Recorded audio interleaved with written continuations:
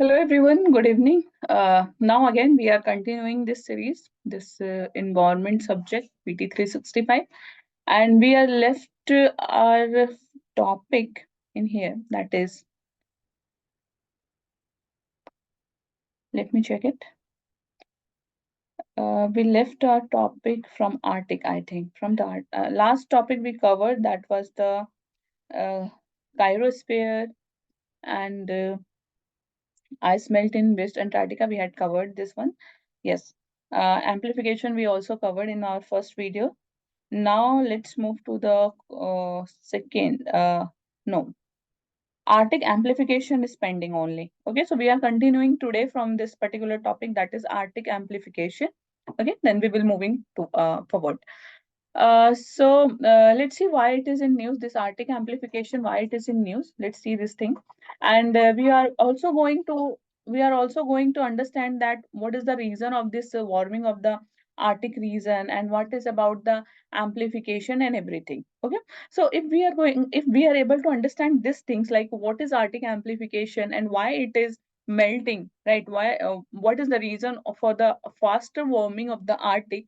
If we are able to understand this point, so it help us to write the mains point also. Okay, and one more announcement is that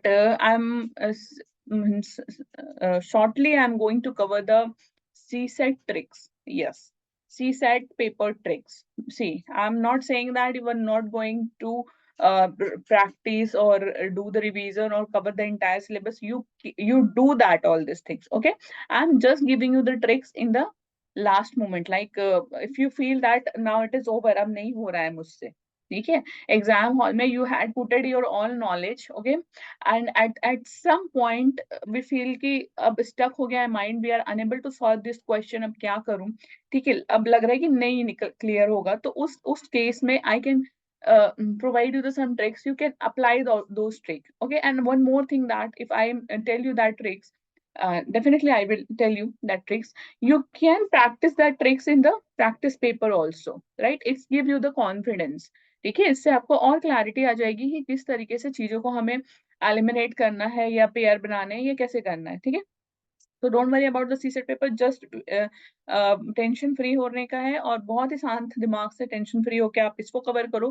PT 365 is the entire means पूरे month में जितने साल में आपने नहीं पढ़े हैं current affairs, and you know this thing कि नाउ डे अब 20 25 30 क्वेश्चन नहीं आते हैं करंट अफेयर्स के, लेकिन if you see the 2016 paper, तो उसमें आपको मिलेंगे कि उसमें बहुत सारे करंट अफेयर्स हैं, ठीक है, और बहुत सारे करंट अफेयर्स आए, लाइक उसमें टोटल 26 और 28 क्वेश्चन है करंट अफेयर्स के, और फिर धीरे धीरे वो जो क्वेश्चन के नंबर्स है वो धीरे धीरे कम होते गए। नाउ डे अगर आप देखो 2020 के पेपर जो मैंने देखे, उसमें 2 क्वेश्चन थे डायरेक्ट करंट अफेयर्स के, ठीक है, और अभी भी आप देखोगे तो वही 3 4 5 इस तरीके के मिलेंगे। तो बहुत आपको बहुत ज्यादा बिल्कुल ऐसे आपको परेशान नहीं होने की जरूरत है। You just try to calm down your self, cover this PT 365। अभी तक कुछ नहीं हुआ है तो अब हो जाएगा, पीटी 365 कवर करिए और 5 6 क्वेश्चन इजिली आप हैंडल कर सकते हैं एग्जाम हॉल में, ठीक है। Even we are going to also solve the previous year question paper with the tricks also, ठीक है, विद द ट्रिक्स, ठीक है।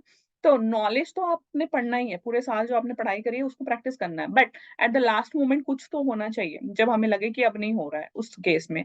तो in this case you can use that trick. Okay, and if you have any problem, if you are facing anything uh, problem related to your study, your preparation, or you are planning for the 25 or 26, anything, if you need anything help, right? So you can mail your problem on my mail id, that is my I will share my mail id with you. Okay, you can share your all problem in my mail id, I can reply you over that, or if you want you can comment your common doubts, I can handle your doubts also, ठीक है। चलिए आगे बढ़ते हैं। So last topic, point 1 का हमारा last topic है Arctic amplification, ठीक है। सो न्यूज में क्यों था ये पहले देख लेते हैं। न्यूज में था क्योंकि World Meteorological Organization study highlighted Arctic has warm twice as much as world average, ठीक है, आर्टिक क्या हो रहा है, बहुत दुगनी तरीके से वार्म हो रहा है। ठीक है, अबाउट द आर्टिक एम्प्लीफिकेशन के बारे में देखते हैं। क्यों ये हाईलाइट हुआ है, क्योंकि जो वर्ल्ड मेट्रोलॉजिकल ऑर्गेनाइजेशन है, इन्होंने बोला है कि जो आर्टिक है वो दुनिया जो बाकी दुनिया गर्म हो रही है उससे डबल दुगने तरीके से ये गर्म हो रहा है। तो एम्प्लीफिकेशन क्या हुआ, refers to warming differential between the pole and the tropic. ठीक है, so as some of the other study, Arctic has warmed nearly 4 times faster than the rest of the world. Over 1979 से 2021 तक, date याद रखेंगे हम लोग, क्योंकि World Meteorological organisation ने अनाउंस किया कि 4 टाइम फास्टर इस तरीके से हो रहा है। ठीक है, तो ये देखा जा रहा है। रीजन क्या है फास्टर वार्मिंग का आर्टिक में, polar amplification is much stronger in the Arctic than in Antarctica. We know that Arctic ऊपर वाला पोजीशन है, अंटार्कटिका नीचे वाला है, तो उसमें आपका जो पोलर वाला है, पोल जो है आपका, आर्टिक एरिया जो है वो ज्यादा गर्म हो रहा है एज कंपेयर टू अंटार्कटिका। ठीक है, as it is an ocean covered by the sea, right, ocean covered by the sea ocean covered by the sea, while Antarctica is an elevated continent with permanent ice and snow. कुछ ऐसी बातें बोली जा रही है यहाँ पे, just a minute, यहाँ से इसको रिमूव कर लिया जाए तो बेटर होगा।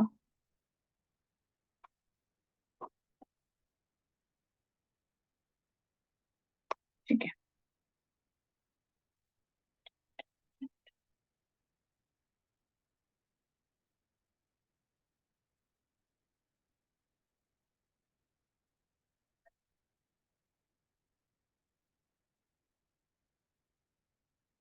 ओके, आर्टिक एम्प्लीफिकेशन को हम एक बार फिगर के थ्रू समझेंगे। ये क्या है actually, this is a dynamic of the global warming.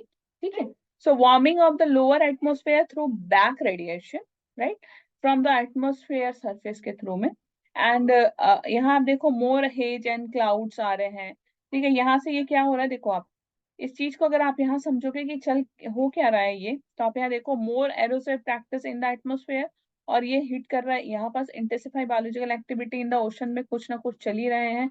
उसके थ्रू क्या हो रहा है, लेस रिफ्लेक्शन मोर एब्जॉर्बेशन हो रहा है।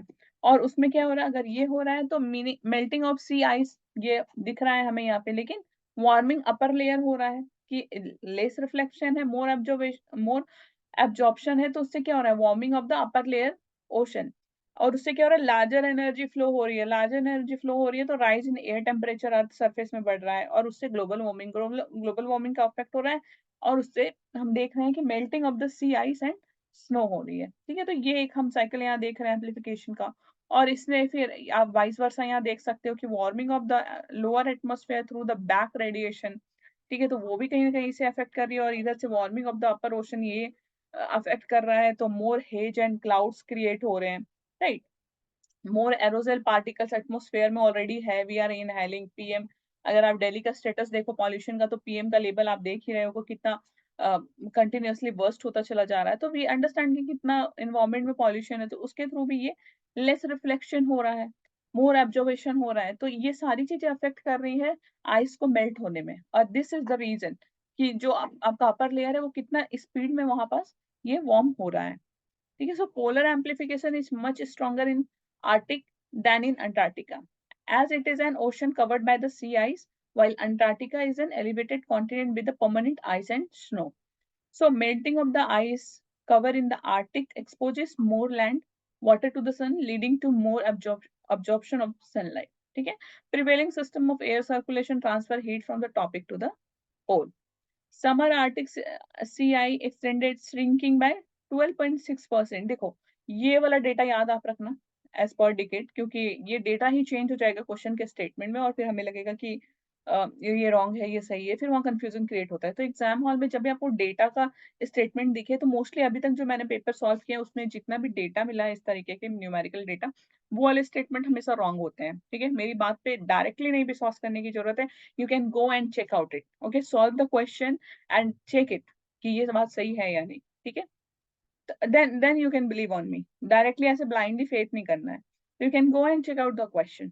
So as a result of global warming क्यों हो रहा है, because 12.6% पर डिकेड्स हम देख रहे हैं इस चीजों को। ठीक है, तो ये सारी जो बातें चल रही हैं, आर्टिक का बर्फ पिघल रहा है, तो क्या होगा? What is the problem? ठीक है, क्यों हमारे लिए आर्टिक का बर्फ होना इंपॉर्टेंट है, क्यों वो पिघलना नहीं चाहिए? ठीक है, so what is the important of Arctic sea ice? This is the reason, this is the question, and even if you can get the question in the mains, so you can write this all points. Now I'm going to explaining this point, so you can write this point there, so you are able to write the answer in a proper way. Okay, so for the importance of arctic rise क्या है?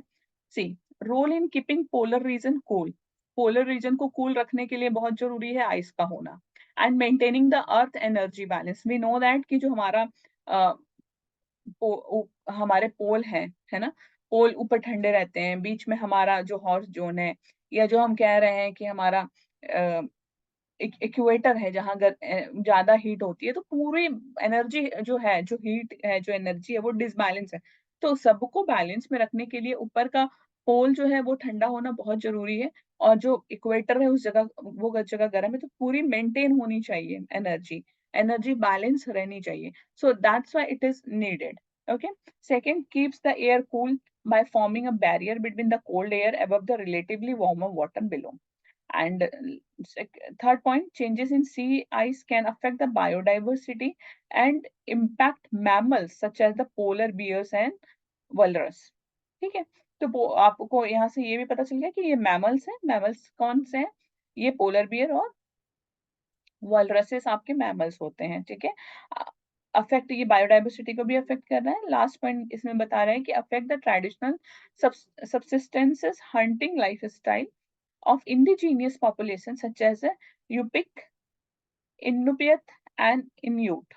ये कुछ आपको अलग से नाम दिख रहे होंगे, तो थोड़ा सा इसको याद कर लीजिए, इसको मगअप कर लीजिए कि ये आपके hunting life style of indigenous population के कुछ नाम है। ठीक है, तो ये आप याद रख सकते हैं। Now reduce ice can open up shipping. ठीक है, यहाँ आप देखो, रिड्यूस आई कैन, अगर आइस रिड्यूस होता है तो क्या हो रहा है? Reduce ice can open up the shipping lanes and increases the access to the natural resource, है ना। तो इन आर्टिक रीजन तो ये दिक्कतें आ रही हैं, तो इस चीज को भी हमने ध्यान रखना है। मतलब ये भी एक पॉइंट्स है आर्टिक का होना, इसलिए भी जरूरी है, सो दैट कि रिड्यूस ना हो, जो शिपिंग लेन है वो ज्यादा ओपन अप ना हो। ठीक है, ओके। कुछ रिलेटेड कॉन्सेप्ट इसमें बताया गया है जो हमें ध्यान रखना चाहिए आर्टिक के साथ साथ, आर्टिक एम्प्लीफिकेशन के साथ साथ। एक है related concept, blue ocean event. What is this blue ocean event? UPSC का एक बहुत अच्छा ट्रिक है कि वो एक कीवर्ड से क्वेश्चन बना देती है and we get confuse in the exam hall, है ना। तो उस केस में जब हमसे क्वेश्चन आ जाएगा ब्लू ओशन इवेंट क्या है, इट्स रिलेटेड टू, और बहुत सारे ऑप्शन हो जाते हैं, मतलब जो 4 ऑप्शन हमारे होते हैं वो अलग अलग हो जाते हैं। तो उसमें आपको याद रखना है कि it refers to a blue ocean event is refers to a situation in which Arctic ocean ice area drops below 1 million square kilometer. It drops 1 million square kilometer, leading to the change of Arctic surface color from the white to blue. ठीक है, तो कुछ कुछ keywords आप याद रखिए, जैसे Arctic ocean ice area drop below 1 million square kilometer, leading to the change of Arctic surface colour from white to blue. Okay, and process reduce the amount of sunlight reflected into space, leading to further warming and ice process. ठीक है, तो याद रहेगा Arctic amplification से related और एक word हमें मिल गया, that is blue event, blue eyes event. Blue eyes event हमने याद रखना है ये चीज को। ठीक है, अगर ये कीवर्ड आता है, इससे क्वेश्चन आते हैं, तो आपको याद होना चाहिए ये आर्टिक से रिलेटेड है। चलिए, नेक्स्ट पॉइंट नंबर 2 पे चलते हैं हम लोग। फाइनली पॉइंट 2 पे आ गए हैं हम लोग। ओके, सो पॉइंट 2 का जो स्टार्ट हो रहा है वो हो रहा है international conference, convention and initiative. ठीक है, सो इस चीज को पढ़ने से पहले I am just telling you, just remember that things. जब रियो डी जेनेरियो सबमिट हुआ, उससे 3 कन्वेंशन निकल के आए थे, यूएनएफसीसी, सीबीडी, यूएनएफसीसीडी निकल के आए थे। फिर यूएनएफसीसी से काफी ज्यादा कॉप जो कॉन्फ्रेंस और पार्टी का जो होना स्टार्ट हुआ। तो आज हम जो देख रहे हैं या जो पढ़ने जा रहे हैं यूएनएफसीसी का, वो हम 28th conference of the party पढ़ने जा रहे हैं। ठीक है, तो इससे पहले भी बहुत हो चुके हैं, नाउ इट्स 28th हम पढ़ने जा रहे हैं। अगर आप सीबीडी की बात करो तो सीबीडी से 2 निकल के आए थे, नगोया प्रोटोकॉल और कार्टेजिना प्रोटोकॉल। ठीक है, फिर उससे काफी चीजें निकल के आने लग गई। और अगर हम यूएनएफसीसीसी की बात करें जो डेजर्टिफिकेशन से रिलेटेड था, तो वो डेजर्टिफिकेशन की बेसिकली बात करता था। तो जब भी डेजर्टिफिकेशन की बात होती थी तो डायरेक्टली दिमाग आपको वहां होना चाहिए कि ये इनिशिएटिव हमारा यूएनसीसीडी से निकल कर आया हुआ है। ठीक है, तो पहले मतलब ये आपको अगर समझना भी हो तो आप एक फ्लो चार्ट से समझो कि जब रियो डी जेनेरियो हुआ था, रियो डी जेनेरियो जो समिट हुई थी, उसके बाद वहां से 3 इवेंट हमें मिलते हैं। तो चीजों को अगर आप फ्लो चार्ट में लेके पढ़ोगे तो काफी इजी हो जाएगा। तो पहला जो हमारा आया था वो आया था यूएनएफसीसीसी। ठीक है, जो कॉप्स हम अभी तक देख रहे हैं, जो अभी लास्ट हम पढ़ने वाले हैं 28। इसके बाद आता है सीबीडी। ठीक है, सीबीडी डिजिट बायोडाइवर्सिटी के बारे में इसमें बताना था। तो इससे 2 चीजें निकल के आती है सीबीडी से। सीबीडी से निकल के आई थी एक नगोया प्रोटोकॉल और एक आई थी कार्टेजिना प्रोटोकॉल। ठीक है, फिर इससे बहुत सारी निकल के आए हैं, तो ये याद रहेगा। और एक लास्ट निकल के आया था हमारा यूएनसीसीडी, जो डेजर्टिफिकेशन के बारे में बात करता था। ठीक है, तो ये अगर फ्लो चार्ट आप याद रखते हो तो ये काफी हेल्प करेगा आपको आगे पढ़ाई करने में। चलिए देख लेते हैं कॉप 28 में क्या बात हुआ है। सो कॉप 28 ये जो है यूएनएफसीसी का है, वाज हेल्ड इन दुबई। इस बार दुबई यूएई में हुआ है। क्या हुआ है, क्या बातें हुई हैं, क्या इंपॉर्टेंट पॉइंट है। So annual conference of UNFCCC to discuss on way to address the climate crisis. Basically इसमें क्लाइमेट क्राइसिस की बात की गई है। ठीक है, meeting review of the national determined contribution submitted by the member countries under the Paris Agreement 2015, and final documents called UAE consensus adopted during COP28. Final document, हाँ, Azerbaijan and Brazil to host the COP29 and COP30 respectively. अब कौन कौन करेगा next 28? कौन किया? Dubai ने किया host, और यूएई में, है ना। नेक्स्ट अब होगा अरबैजान करेगा COP29 24 में, और ब्राजील करेगा होस्ट COP30 2025 में। ये हमने याद रख लेना है। ठीक है, COP28 का आउटकम्स देख लेते हैं। COP28 का आउटकम्स है फिक्सिंग क्लाइमेट, पिलर क्या है इसके? Fixing climate finance. की आउटकम्स इससे क्या आया है? की आउटकम्स इससे आया है फिक्सिंग क्लाइमेट फाइनेंस से operationalised loss and damage fund first announced during COP27 इन शर्म ए Sheikh, Egypt in 2022 mean to compensate the countries already dealing with the climate change.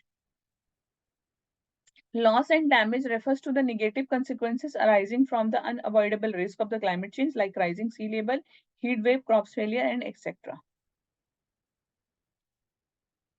Warsaw International Mechanism for Loss and Damage was established at the COP19 in 23 Warsaw, Poland में है, to address the loss and damage associated with the climate change in developing country. ठीक है, so will be administered by the World Bank, as the World Bank hosts Financial International Fund for an interim period of 4 years. ठीक है, ये याद रखना है, finance का 4 years है, but managed by independent secretariat. So country including UAE है, Germany, JK, Japan, UK, Japan, etc. So they are placed to the fund. ठीक है, mobilizing of around $83.9 billions to climate fund in the Green Climate Fund, Adaptation Fund, Least Development Country Fund, and a Special Climate Change Fund, and declaration of the Global Climate Finance Work. India part for the declaration. India is the part. ठीक है, focusing on the people lives and livelihood. See, अपने prelims के लिए क्या important है और mains के लिए, तो हम जो इतना पढ़ रहे हैं इसमें प्रीलिम्स के लिए हमारा ये इंपॉर्टेंट है। ठीक है, मेंस के लिए हमारा ये डिटेल इंपॉर्टेंट है। ठीक है, सो हमारा ये हमें याद रखना है कि this thing is very important for the mains and for the prelims, उसके अकॉर्डिंग आप पढ़ाई करो। तो अभी जो आपके लिए इंपॉर्टेंट है वो है अभी ये पॉइंट अभी आपको पढ़ के जाना है कि COP28 का जो मेजर पिलर हमें मिला है वो क्या है। This is focusing on the people and lives and livelihood. ठीक है, इसके कुछ पॉइंट्स यहाँ निकल कर आए हैं जो आपके मेंस के लिए बहुत ज्यादा इंपॉर्टेंट होंगे। तो ये आप मेंस के लिए फिर से एक बार पढ़ सकते हो, और मेंस 365 में भी आपको पॉइंट्स मिल जाएंगे। Just pointed out the important points which are related to which are very important for the prelims. underpinning the everything with full inclusivity. ठीक है, underpinning everything with full inclusivity. So launch of the COP28 gender responsive just transition and climate action partnership appointment of the youth climate champion to serve as the missing bridge between COP presidency and youth stakeholders. Reports released COP28 में reports on the climate finance पे कुछ reports release हुए हैं. An eye on the methane report ये भी आया है, ठीक है. तो ये हो गया. 2 रिपोर्ट आए हैं, दोनों रिपोर्ट आपने याद रखने हैं. Report on the climate finance पे आया है and I on the methane report आए हैं. तो और इनको रिलीज किसने किया, ये भी बहुत इंपॉर्टेंट होता है, यही पूछती है यूपीएससी. तो ये रिलीज किया गया है, रिपोर्ट ऑफ क्लाइमेट फाइनेंस जो है ये रिलीज किया है independence high level expert group of climate finance, इन्होंने किया है. क्या की फाइंडिंग है वो आप यहाँ से एक बार पढ़ लीजिए. और an eye on the methane report ये किसने रिलीज किया है, ये रिलीज किया है इंटरनेशनल मीथेन इमिशन ऑब्जर्वेटरी ने, ठीक है. सो ये वर्क किसके अंडर करती है, यूएनईपी के अंडर ये वर्क करती है. लॉन्च हुआ था G20 लीडर समिट में 2021 में. और ये क्या करती है, provide the decision makers a framework to track and monitor the methane emission to plan the targeted and ambitious action for their mitigation, right. तो ये इसका काम है. चलिए आगे बढ़ते हैं. अब ये वही हिस्ट्री दिया गया है कि यूएनएफसीसी का क्या था, what basically about the UNFCCC, जो मैंने आपको बताया कि ये कहाँ से निकल के आया 1992 में, ये कुछ साइन हुए थे, ठीक है. तो वही यहाँ इसकी हिस्ट्री लिखी हुई है. If you want, let's read this thing. An international environment treaty is seeking to reduce the greenhouse gases to prevent the global warming. So Genesis signed in 1992 in Rio de Janeiro at the United Nations Conference on the Environment and Development, also as the Earth Summit, and is headquartered in Germany. ठीक है. Secretariat Bon in Germany. Secretariat इसका कहाँ है, Germany में है, बॉन में. Member कितने हैं इसमें, इंडिया इंक्लूडेड है. इंडिया इसका मेंबर है यूएनएफसीसी का, और 197 पार्टीज हैं इसमें. की एग्रीमेंट क्या है, एक पेरिस एग्रीमेंट हुआ था, फिर क्वेटो प्रोटोकॉल हुआ था, ठीक है. अभी इनिशिएटिव क्या है, momentum for the change climate neutral now, ठीक है. सो ये यहाँ कुछ लिखा हुआ है ना. Reports release by UNFCCC. UNFCCC जो रिपोर्ट रिलीज करती है वो कौन कौन सा है वो आप देखें. Global stock technical synthesis report release करती है, Paris agreement synthesis report release करती है. 2 रिपोर्ट आपको याद रहना चाहिए, एक global stock technical synthesis report, Paris agreement synthesis report. Only this 2 points is very important here. Now move to the next. की इनिशिएटिव लॉन्च इन COP28 में, जो की इनिशिएटिव लॉन्च हुआ उसको देख लेते हैं. इंडिया ने जो लॉन्च किया है, इंडिया का जो इनिशिएटिव है वो है global green credit initiative. Global green credit initiative में इंडिया क्या बोलना चाह रही है, इंडिया कहती है it serve as the international platform for dialogue, collaboration and the exchange of the innovative environment programs and instrument, and also referred as the global platform for the nature ecological transformation. Key purpose इसका क्या है, sharing of global technical know-how and experiences, shaping green credit policy instrument, supporting implementation by credit one common value chain. Features of GGCI green credit system. तो ये इसके कुछ features दिए हैं, आप इसको पढ़ लेना. क्रेडिट इनिशिएटिव क्या है, ये आप मुझे कमेंट बॉक्स में बताएंगे, ठीक है. कि जो क्रेडिट का ग्रीन क्रेडिट इनिशिएटिव जो इंडिया ने लिए हैं वो उसकी हिस्ट्री क्या थी, क्या स्टोरी है इसके पीछे, एक बार आप इसको पढ़ के मुझे बताइएगा. ये यहाँ बात हो रही ग्रीन क्रेडिट प्रोग्राम की, ठीक है. So green credit focus on volunteer environmental action, और एक है कार्बन क्रेडिट, ठीक है. कार्बन क्रेडिट भी है एक. So just tell me what is carbon credit, ठीक है. कार्बन क्रेडिट क्या है. सो कार्बन क्रेडिट 2 कंट्री के बीच का है ना, डेवलप एंड डेवलपिंग. तो डेवलप बहुत ज्यादा पॉल्यूशन क्रिएट करते हैं, कार्बन क्रिएट करते हैं. डेवलपिंग अभी कर रही है, ठीक है, उनको जरूरत है वो कर रही है, उतना ज्यादा अभी नहीं करती है. तो उन्होंने बोला कि डेवलप कंट्री कहती है कि आप कम करो. अगर आप फॉर एग्जांपल 2 कंट्री है, आप ऐसे समझो, अभी तक अगर आपको कार्बन क्रेडिट नहीं समझ आया तो ऐसे समझो, 2 कंट्री है, ठीक है. फॉर एग्जांपल इंग्लैंड और इंडिया, ठीक है. इंग्लैंड डेवलप, इंडिया डेवलपिंग, ठीक है. सो इंग्लैंड काफी ज्यादा कार्बन क्रिएट कर रही है, इन्वायरमेंट में पॉल्यूशन क्रिएट कर रही है, कार्बन बहुत ज्यादा है. अब जो इन्वायरमेंट ग्रुप है जो बैठा हुआ है वो कहता है कि भाई इतने ज्यादा, जो ज्यादा कार्बन करेगा वो यहाँ फाइन देगा, ठीक है. तो इसमें एक सॉल्यूशन निकाला गया कि एक कार्बन क्रेडिट निकालते हैं, उसमें क्या करेंगे, जो दो कंट्री आपस में कोलैबोरेट कर ले, एक डेवलपिंग होना चाहिए, जिसमें डेवलपिंग कंट्री को पता है कि वो थोड़े कम कार्बन निकालती है, तो उस केस में जो डेवलप कंट्री है वो ज्यादा निकाल रहा है और ये कम, सो ओवरऑल इन्वायरमेंट में 20 जाना चाहिए कार्बन, ठीक है। लेकिन पूरा का पूरा 20 जो कार्बन हो रहा है वो ये रिड्यूस कर रहा है इंग्लैंड, इंडिया नहीं कर रहा है, ठीक है। लेकिन अब इफेक्ट तो इंडिया को हो रहा है, कोई बेनिफिट तो हो नहीं रहा है ना। तो उस केस में सॉल्यूशन ये निकाला गया कि ओके ठीक है, इंग्लैंड क्या करेगी, कार्बन क्रेडिट देगी। फॉर एग्जाम्पल 10 इंग्लैंड निकाले और 10 इंडिया निकाले, तो अगर 10 इंग्लैंड निकालती है तो 10 इंडिया नहीं, इंडिया ने जीरो निकाला तो उस केस में वो उसको क्रेडिट करेगी, पैसे देगी, और वो सर्टिफिकेट देगा 10% की, ठीक है, ये 10 का आप ले लो, क्रेडिट आप ले लो, और ये 20 का पूरा उसका हुआ, और 10 के बदले में वो पैसे देगा इंग्लैंड इंडिया, ठीक है। तो 20 कार्बन हो गया, इंडिया ने कार्बन नहीं निकाले और उसने पैसे ले लिया और उसको कहीं और इन्वेस्ट कर दिया। गेटिंग माई पॉइंट, इंडिया ने कार्बन नहीं का काम नहीं किया जिससे कार्बन पॉल्यूशन हो, ऐसा कोई काम नहीं किया, उसने पैसे लेके कुछ अलग डेवलपमेंट में वो पैसे को यूज कर लिए। और डेवलप कंट्री को चूंकि निकालना है कार्बन, क्योंकि उसका डेवलप है, उसको उसकी नीड है, उस केस में वो निकाल रहा है, तो वो इंडिया के साथ कोलैबोरेट करके इंडिया से एक सर्टिफिकेट ले रहा है कि ठीक है, मैंने 10% कार्बन जो मैं निकालूंगा उसके बदले ये निकाल रहा है, और उसके बदले उसने इंडिया को पैसे दे दिए और इंडिया ने वो पैसे अपने दूसरे डेवलपमेंट में यूज कर लिया है। So this is called the carbon credit. I'm just giving you the example India और इंग्लैंड का, जरूरी नहीं है यही केस है, but the story is like that, ठीक है, सेम यही स्टोरी है, आप किससे भी इस तरीके से इसको समझ सकते हो। So this is called the carbon credit. Now come to next point. Global जो रिपोर्ट निकालती है यूएनएफसीसी वो हम देख रहे हैं, तो और एक रिपोर्ट निकालती है global renewables and energy efficiency pledge, एक और निकालती है the global cooling pledge, fossil fuel oil and gas decarbonisation charter.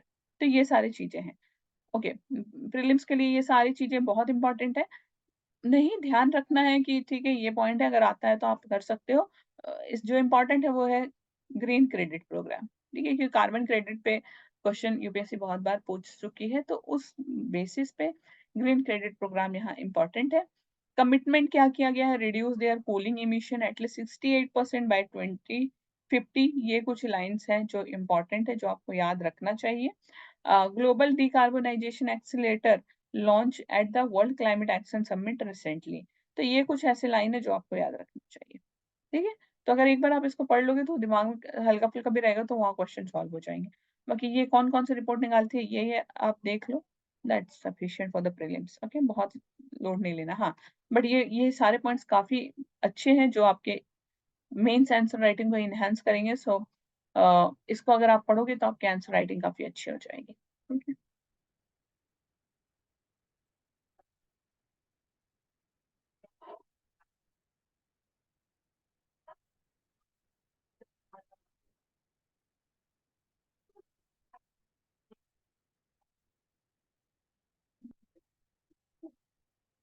Okay, India at COP28, India का क्या रोल रहा है COP28 में, क्यों न्यूज में है, पहले ये देख लेते हैं।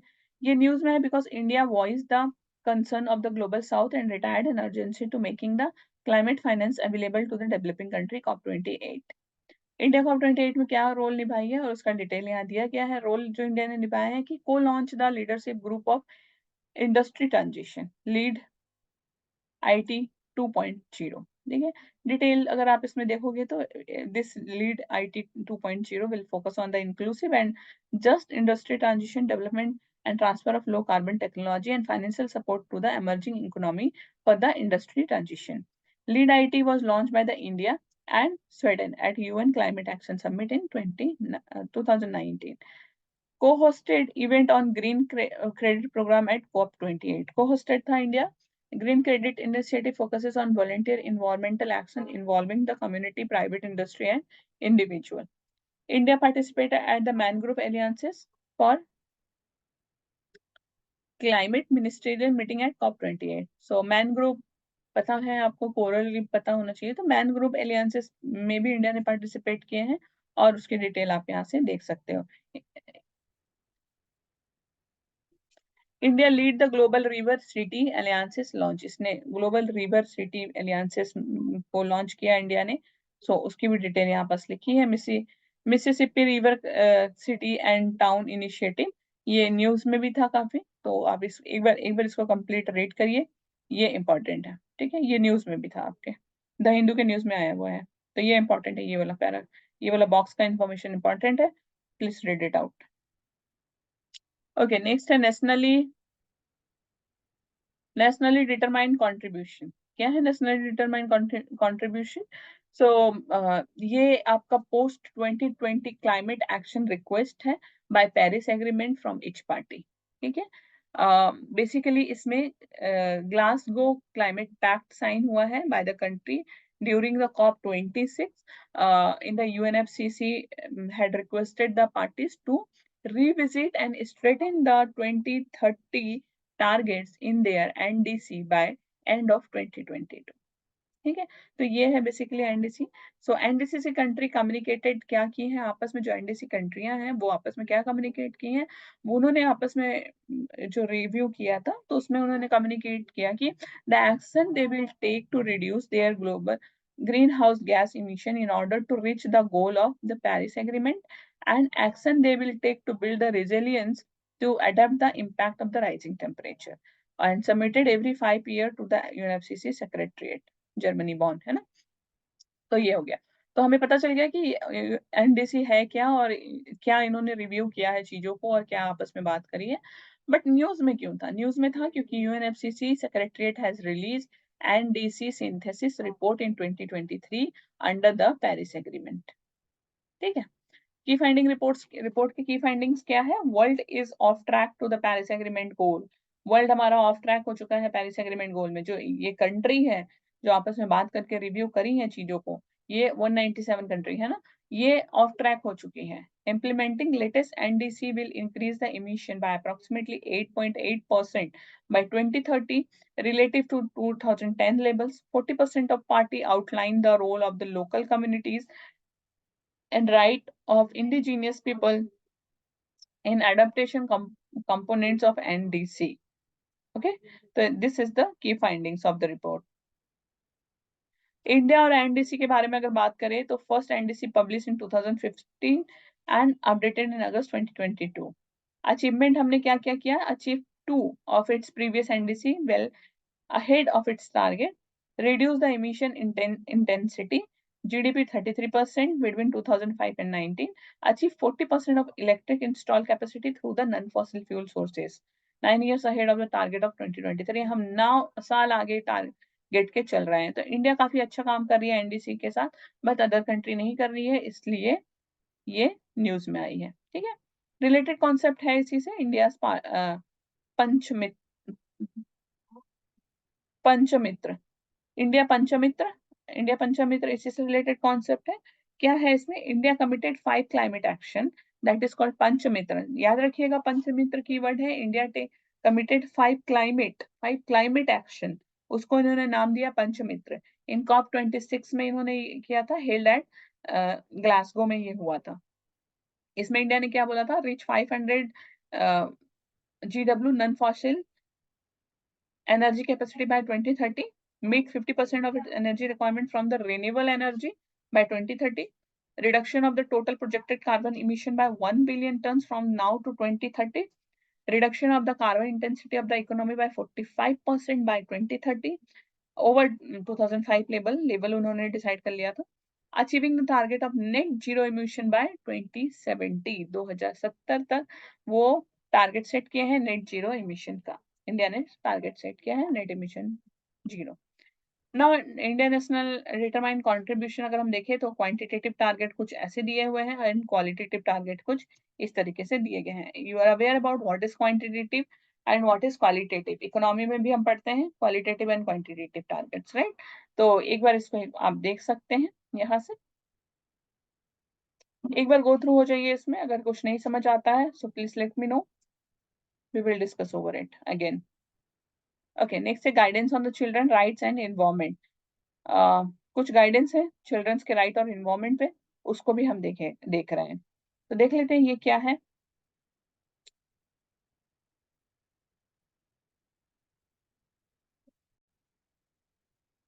ओके सो हम लोग यहाँ बात कर रहे थे guidance on the children rights and environment की, ठीक है। न्यूज में क्यों, पहले ये देख लेते हैं फिर हम पढ़ेंगे कि गाइडेंस आखिर है क्या। So UN committed on the rights of the child issue on the guidance on children rights and environment. किसने? यूएन कमिटी ने। UN committee on rights of the child से रिलेटेड जब उन्होंने बात की तो उन्होंने rights of the child issue उन्होंने क्रिएट किया है, guidance on the children's right and environment, ठीक है। तो है क्या गाइडेंस वो देख लेते हैं। Formerly known as the general comment number 26 has extended magnitude of the triple planetary crisis, climate emergency, the collapse of the biodiversity, and the pervasive pollution as systematic threat to the children's rights, has affirmed children's right to live in a clean, healthy, and sustained environment, provides a comprehensive interpretation of the state obligations under the UN Convention on the Right of the Child, aim to address the adverse effect of environmental degradation and climate change on the enjoyment of children's right. So, impact क्या पढ़ेंगे? Impact of the climate change on children, क्या क्या impact पड़ रहा है आज के जो क्लाइमेट चेंज है उसके उस जो क्लाइमेट चेंज हुआ है उसकी वजह से जो चिल्ड्रन है उसके ऊपर जो इम्पैक्ट पड़ रहा है वो क्या क्या है। वो है greater risk of right violation due to the climate, reduce the displacement, affecting the development potential due to the poor nutrition, loss of education, etc. Severe disease vulnerabilities, psychological and emotional vulnerabilities like the mental stress भी बढ़ रहा है। तो कहीं ना कहीं the climate is also responsible for the children's development and their brain also, right? Even it's affecting their lifestyle also, and it's create the greater risk of the right violation due to the climate induced displacement, and it also affecting their environmental potential due to the poor nutrition, loss of the education, right? And it's create the severe disease in them. So this all happened due to the climate, due to the climate change, right? Now, what is this about? Let's learn about UN Convention on the Right of the Child. So, UNCRC adopted 1989, outlined the children's rights, including life, health, clean drinking water, survival, and development. Okay, so it's ratified in 196 state party, including India also. CRC body of 18 independent experts monitors the implementation of UNCRC by its state party. काफी easy आसान है समझने में कि convention on the right of the children क्या है, कैसे काम करता है, क्या इम्पैक्ट है. So this is very easy thing to understand. Okay, now other initiative जो न्यूज में रहे हैं वो है आपके Global green house Gas Watch. ये क्या है? World Meteorological Congress has approve a new green house gas monitoring initiative. So basically ये ग्रीन हाउस गैस वॉच जो है ये एक इनिशिएटिव है. इस इनिशिएटिव में ग्रीन हाउस गैस को मॉनिटर किया जाएगा, ठीक है, to add the urgent action in the reducing heat trapping gases. समझ आ गया? अगर डायरेक्टली क्वेश्चन आपको ग्रीन हाउस गैस वॉच से आता है, what is this? So this is the World Meteorological Congress initiative. ठीक है, क्यों ये इनिशिएटिव लिया गया है, किस लिए? To watch the greenhouse और monitor the greenhouse gases to add the urgent action in reducing the heat trapping gases. ठीक है, so this is the thing. Now next things जो न्यूज में आपके रहे हैं वो है first movers coalition. First mover coalition क्या है? India participated in first mover coalition leadership meeting. This first movers coalition led by the World Economic Forum and US government. ठीक है, ये याद रखना. Launched at COP26 at flagship public-private partnership to clean up the most carbon-intensive sectors. India is a member. तो क्या है first mover collision? किस बारे में बात करता है? कार्बन इंटेंसिव सेक्टर के बारे में. ये कीवर्ड है, इसको याद रखने का. ठीक है, चलिए नेक्स्ट है मेजर इकोनॉमिक्स. और जो इनिशिएटिव न्यूज में था वो है major economic forum on the energy and climate change. US aim to catalogue the global climate action through its MEF on energy and climate. Launch कब हुआ था? 2009 में हुआ था. तो ये न्यूज में था. दिस एमईएफ इकोनॉमिक अकाउंट रफली 80% of global GDP and global green house gas emission से रिलेटेड है. ठीक है, तो इसको याद रखना है. क्या इसमें बात की गई है? MEF leader deliberately on International Energy Agency credible pathway to 1.5 degrees Celsius, which identify need of effort in 4 key area. What is this 4 key area? First, decarbonize the energy, reducing the deforestation to net zero by 2030, tackling the potent non-carbon dioxide climate pollutants, and advancing the carbon management. So these are the 4 key points related to MEF. Okay. Now, next जो initiative जो news में था वो है enhancing nature based solution for accelerated climate transformation partnership, INACT. ठीक है, short form में हम इसको बोलेंगे INACT.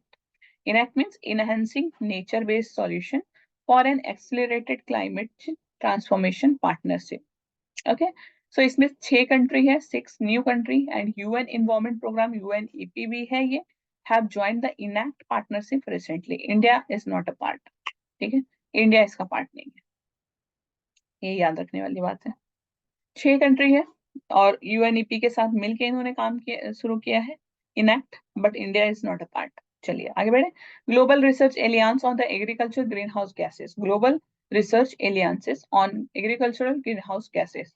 New Zealand minister recently invited India to join the Global Research Alliance for sharing the research on mitigation of climate change impact on agriculture. नाम से भी समझ आ रहा है एग्रीकल्चरल ग्रीन हाउस गैसेस पे बात हो रही है. तो किसने? न्यूजीलैंड के मिनिस्टर्स ने इंडिया को इनवाइट किया है to join this research initiative.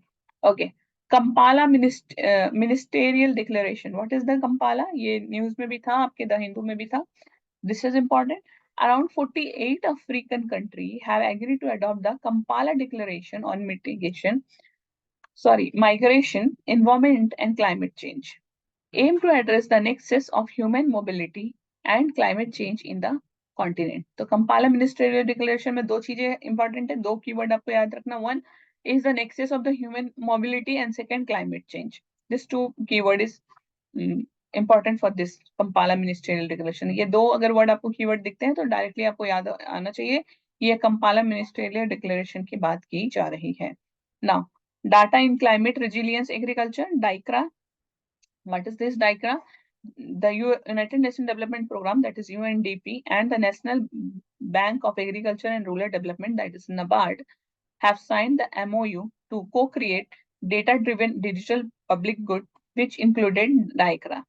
DICRA is a collaborative digital public goods. याद रखिए digital public goods. Collaboration किसका किसका है? UNDP का और NABARD का है. DICRA is the collaboration of the UNDP and NABARD. So DICRA is a collaborative digital public goods that provide open access to key geospatial data sets pertinent to climate resilient agriculture, curated by the UNDP and partner organizations to inform the public investment in agriculture. काफी अच्छा चीज है, ठीक है. Digital public goods के बारे में information हमें मिलती रहेगी पब्लिक इन्वेस्टमेंट इन एग्रीकल्चर में जो हुआ है. Cool Collision. UNEP lead Cool Collision has released on Global Cooling Watch Report 23, named Keeping It Chill: How to Meet Cooling Demand While Cutting the Emission. So Cool Collision. नाम से भी कुछ चीजें समझ आ जाती हैं तो उसको इस तरीके से आपको पढ़ लेना है. FAO action plan. FAO action plan कब से कब तक का है? 2022 से 2025 और ये रिलेटेड है. Food and Agriculture Organization launched the action plan for implementation of FAO, Food and Agriculture Organization on climate change. So the strategy है वो देख लीजिए और Food Action Plan is based on the 3 pillar. वो 3 pillar कौन कौन से उसको देखना है हमने. Strengthening global and regional climate policy and governance, developing countries' capacity for climate action, and scalping up the climate action on ground. So these are the 3 keywords of Food and Agriculture Organization. Climate Change Index 2024 CCPI क्या है? India this year further improved its global CCPI ranking by securing 7th position. Last year 8th position पे था India, इस बार 7th पे है. तो improve किया है इंडिया, ये हमें याद रखना है. कौन रिलीज करता है? German watch. बस 2 चीज हमारे लिए बहुत इंपॉर्टेंट है. It is an independent monitoring tool access country performance in the 4 category में करता है। पहला कैटेगरी वो चेक करता है ग्रीन हाउस गैस इमिशन, दूसरा रिन्यूएबल एनर्जी, तीसरा एनर्जी यूज कैसे हो रही है, एंड चौथा क्लाइमेट पॉलिसी को फॉलो किया जा रहा है प्रॉपरली और नहीं। So top 3 places, that is 1 to 3 are vacant in CPPI. चलिए, Nairobi Declaration. So Nairobi, the first Africa Climate Summit, end with the Nairobi Declaration, called at the N1 Climate Finance Pledge of $100 billion and reform to multilateral financial system. Addis Ababa Declaration. Addis Ababa Declaration, in 19th African Ministerial Conference on Environment 2023, held in Addis Ababa, Ethiopia, ended with the declaration. So prioritize the wide-ranging action related to the climate change, plastic pollution, marine protection, land degradation, and natural capital. Signed 54 African nations. Okay. C40 क्या है? Bangalore Climate Action Plan was unveiled in line with city commitment to C40 city and Delhi city of lake projects and 3I model were discussed during this C40 meet. So Delhi breakthrough the initiative in fighting the climate change. Delhi's 3I model is designed to electric vehicle for focus on the inclusion, incentivization and innovation. 3I का 3 I क्या है? Inclusion, incentivization and innovation. Okay? So C40 is a global network of nearly 100 mayor of the world leading city that are united in action to confront the climate crisis. 6 Indian city, namely Delhi, and city Mumbai, Chennai, Kolkata, Bangalore, and Ahmedabad are the parties to it. Global green house gas Monitoring Infrastructure भी देखे तो ये launch कौन करता है? World Meteorological Organization. इसको याद रखिए, एम क्या है? To provide better way of measuring planet warming pollution and help the inform policy choices. This is the aim. Okay, now move to the next. Climate mitigation and adaptation. हम initiative conference ये complete कर चुके हैं. Now we are in the third pillar, that is climate mitigation and adaptation. Okay, so इसको हम start करेंगे next video में. तब तक आप इसको cover करिए, and I make sure that कि I will upload next video within the 24 hours. Okay, so that जो आपकी पढ़ाई है वो continue रहे, बीच में break ना हो. और पढ़ते रहिए. कोई डाउट्स हो तो मुझे कमेंट बॉक्स में आप लिख सकते हैं. I am very happy to help you. Okay, thank you so much.